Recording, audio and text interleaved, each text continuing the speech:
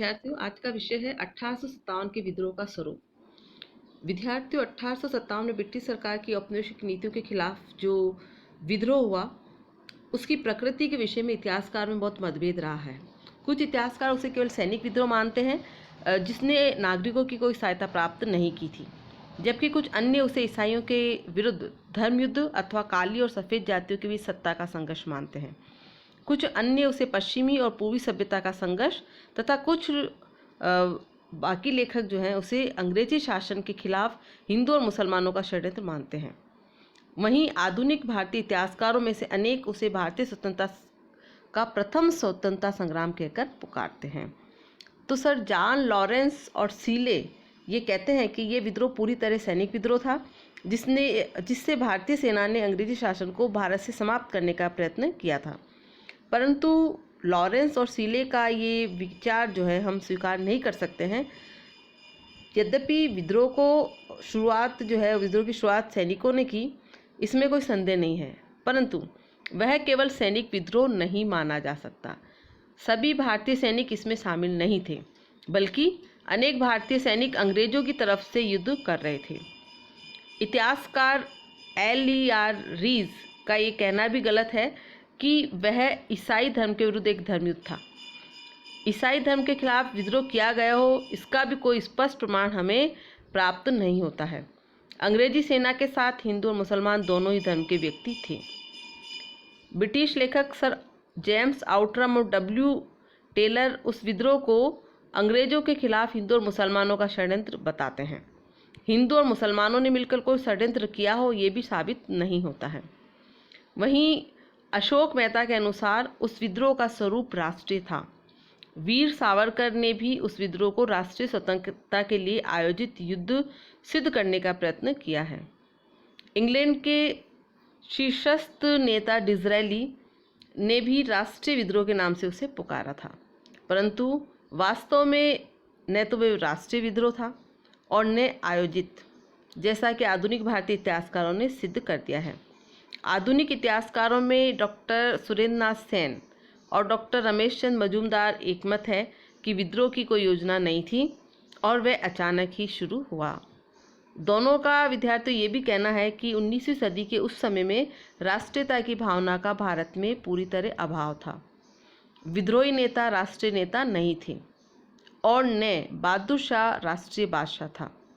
बहादुर शाह ने क्रांतिकारियों के द्वारा बाध्य किए जाने पर ही विद्रोह में शामिल होने और उसका नेतृत्व करना स्वीकार किया था।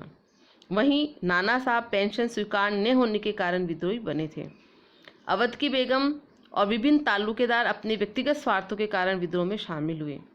किसी भी स्थान पर, किसी भी समय पर और किसी भी नेता के विचारों से ये सिद्ध नहीं होता है कि उस विद्रोह का स्वरूप राष्ट्रीय था। इसीलिए डॉक्टर R.C. मजूमदार के अनुसार यह विद्रोह भारतीय स्वतंत्रता का संग्राम नहीं था, जबकि डॉक्टर सेन के अनुसार ये विद्रोह राष्ट्रीयता के अभाव में भी भारतीय स्वतंत्रता का संग्राम था। डॉक्टर सेन के अनुसार प्रत्येक क्रांति में नागरिकों का अल्पमत ही भाग लेता है। तो इस प्रकार डॉक्टर सूर्यनाथ के शब्दों में हम कह सकते हैं कि ये जनसाधारण का विद्रोह था। तो विद्यार्थियों, इस विद्रोह का स्वरूप क्या रहा, इसके बारे में मैंने आपको बताया। अब मैं ये बताना चाहूँगी कि सवाल ये है कि 1857 का विद्रोह केवल सैनिक विद्रोह था। तो उसके उत्तर में हम ये कहेंगे कि 1857 के विद्रोह को केवल सैनिक विद्रोह नहीं कहा जा सकता। इसमें असैनिक लोगों ने भी आगे बढ़ चढ़कर भाग लिया था। अनुमान लगाया गया है कि इसमें कुल 1,50,000 लोगों की जानें गई, जिनमें 1 लाख गैर सैनिक थे। ये विद्रोह अंग्रेजी सरकार की, जिसे फिरंगी सरकार कहा गया है, आर्थिक, राजनीतिक, प्रशासनिक व धार्मिक नीतियों और रवैयों के खिलाफ था। ये उत्तर भारत के एक बड़े भूभाग में फैला। इस दौरान विभिन्न वर्गों तथा धर्मों के लोगों ने जिस एकता की भावना का परिचय दिया, उसे देखकर अंग्रेज भी दंग रह गए थे। मेरठ, दिल्ली, लखनऊ, कानपुर, बरेली, कोटा व अन्य स्थानों पर लोगों ने जिस प्रकार अपनी जान की बाजी लगा दी, उसे स्वार्थ सिद्ध करने की भावना का परिणाम नहीं माना जा सकता है। स्पष्टतः अंग्रेजों की नीतियों के प्रति आक्रोश तथा सभ्यता व संस्कृति को बनाए रखने की कटिबद्धता ने सैनिकों व गैर सैनिकों, जमींदारों तथा किसानों सभी को प्रेरणा प्रदान की कि ब्रिटिश सरकार के खिलाफ उठ खड़े हों। इस सीमा तक इसे स्वतंत्रता के लिए युद्ध कहा जा सकता है। जहां विद्रोह नहीं हुए विद्यार्थी, वहां भी लोगों की सहानुभूति विद्रोहियों के साथ ही थी। लोग सरकारी सेना तथा अधिकारियों को गलत सूचनाएं देकर परेशान कर रहे थे। ये ठीक है कि विद्रोह के दमन में, विद्रोह के इलाकों में भी बहुत से भारतीयों ने अंग्रेजों का साथ दिया, परंतु कभी भी और कहीं भी किसी आंदोलन में सभी लोग एक पक्ष के साथ नहीं होते हैं। शिक्षित भारतीयों ने इसमें पाश्चात्य सभ्यता से प्रभावित होकर भाग नहीं लिया, परंतु फिर भी विद्रोहियों के वीरतापूर्ण कार्यों की सराहना वे भी करते थे। वह देशवासियों की सफलता पर गर्व करते थे।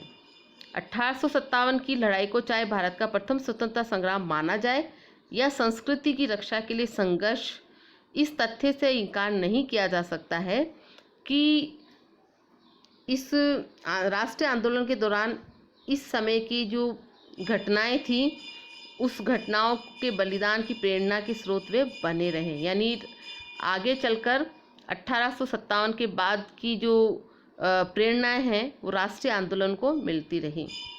इतिहासकार आर.सी. मजूमदार ने, जिन्होंने इस विद्रोह को न तो राष्ट्रीय आंदोलन माना, न स्वतंत्रता के लिए युद्ध और न ही इसे जन विद्रोह माना है, अपनी पुस्तक में लिखा है कि 1857 के विद्रोह को इतिहास में ब्रिटिश राज्य को पहली सीधी और विस्तृत पैमाने पर ललकार माना जाना चाहिए। 1857 के विद्रोह की यादों ने अंग्रेजों को विद्रोह से भी अधिक हानि पहुंचाई। निसंदेह विद्यार्थियों, यह एक जन विद्रोह माना जा सकता है। तो इस प्रकार विद्यार्थियों, हम देखते हैं कि ब्रिटिश सरकार की जो आर्थिक नीतियां थी, जो प्रशासनिक नीतियां थी या धार्मिक सामाजिक जो उनकी नीतियां थी, जिनके खिलाफ भारतीयों ने खड़े होने का साहस किया था, और 1857 में अलग अलग जगहों पर अलग अलग नेताओं ने इसका नेतृत्व किया। और इस प्रकार ये क्रांति सैनिकों के द्वारा या राजाओं के द्वारा शुरू की गई हो, लेकिन इसमें भागीदारी समाज के सभी वर्गों की रही और ये इसका स्वरूप माना जा सकता है। धन्यवाद।